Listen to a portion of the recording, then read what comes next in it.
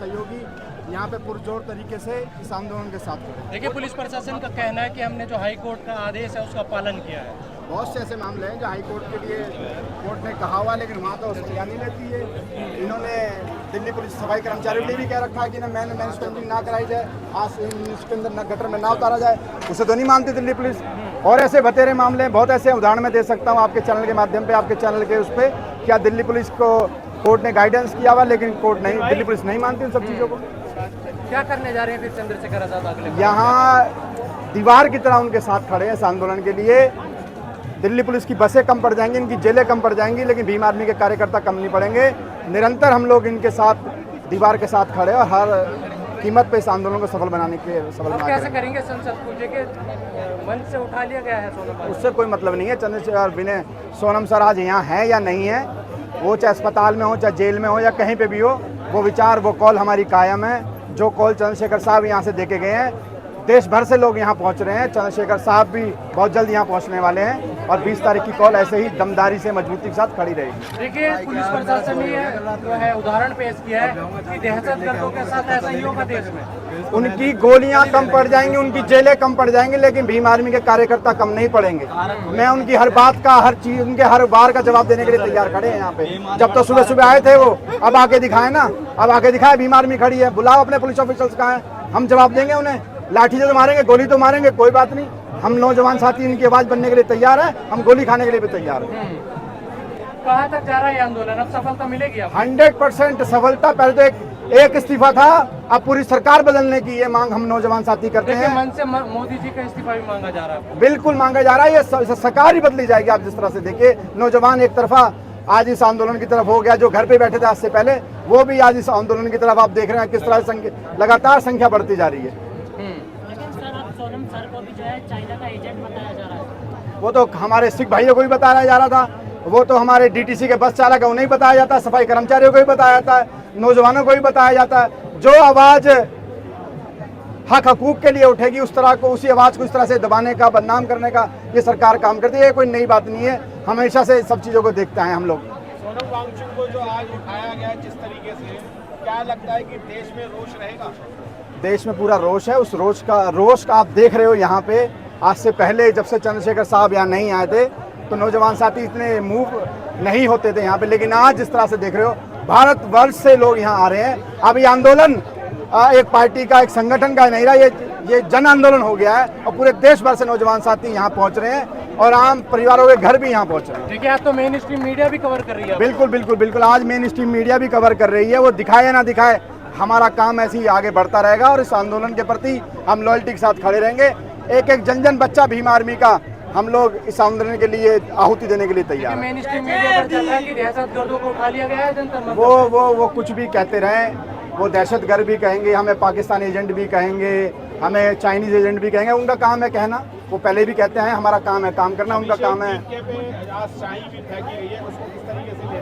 वो इससे कोई ये सब चीज़ें जो आंदोलन करता है, वो उन आवाज़ों को ऐसे ही दबाया जाता है। झूठे केसेस लगा के, शाई फेंक के, थप्पड़ मार के, उन पे केस लगा के, घर वालों को परेशान करके, ये इस अम्बेडकराई आंदोलन का एक हिस्सा है। ये नंगी तलवार है, जो चलेगा उस पर कटने का। तो ये सब चीज़ें होती हैं। आप सर पे कफन बांध दिया तो पीछे हटने का तो कोई सवाल ही नहीं उठता है। एक सुनने में ये भी आ रहा है कि अगर डॉक्टर अम्बेडकर की फोटो नहीं होती तो ये आंदोलन बहुत चरम सीमा पे होता।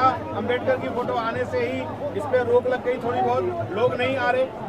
नहीं, ऐसा नहीं है। अम्बेडकर जी की फोटो से मैं ये तो बात मान सकता हूँ कि लोगों में डर है कि अम्बेडकर जी की फोटो है तो यहाँ पे अब दमनकारी नीति नहीं चलेगी।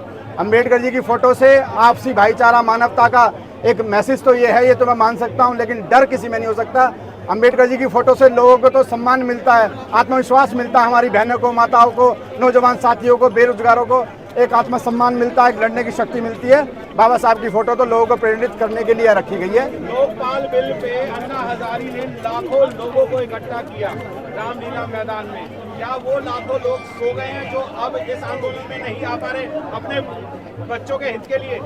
मैं आपकी बात से सहमत हूँ, लेकिन चंद्रशेखर साहब जब से तक नहीं आए थे, जब तक तो ये बात मान सकता था। लेकिन अब आप देख रहे हो, चंद्रशेखर साहब जब से आए हैं, तमाम पार्टियां ने यहाँ का रुख कर लिया है। तमाम लाल बत्तियां यहाँ देखने को मिलती है, तमाम यहाँ पे ब्यूरोक्रेट्स यहाँ देखने को मिलते हैं। यहाँ स्टार क्या हो या सुपर स्टार क्या हो, सभी लोग आ रहे हैं। चंद्रशेखर साहब ने जब से इन लोगों की आवाज़ उठाइए और ये आवाज़ भारत की आवाज़ है और चंद्रशेखर साहब इसे हमेशा ऐसे उठाते रहेंगे, इस आंदोलन को हमेशा आगे बढ़ाते रहेंगे। वांगचुक साहब जो है, सोनम वांगचुक जी जो है वो एक देश की धरोहर हैं और दीपक की बात करें, दीपके की बात करें तो कोई धरोहर नहीं है, तो उनके लिए क्या लोग आएंगे जैसे सेलिब्रिटी या नेता वगैरह अब आ रहे थे? नहीं, इस तरह से कोई बात नहीं, वो भी एक भारत देश के नागरिक हैं, लोग उन्हें भी पसंद करते हैं, उनके आप जिस तरह से फॉलोअर्स देख रहे थे निरंतर उस पर बढ़े और वो भी समाज का ही काम कर रहे हैं, वो किसी प्लेटफॉर्म पे करें उससे कोई मतलब नहीं है। देश की ज़रूरत है, देश की जनता इस सरकार को बदलाव चाहती है, सरकार को बदलना चाहती है।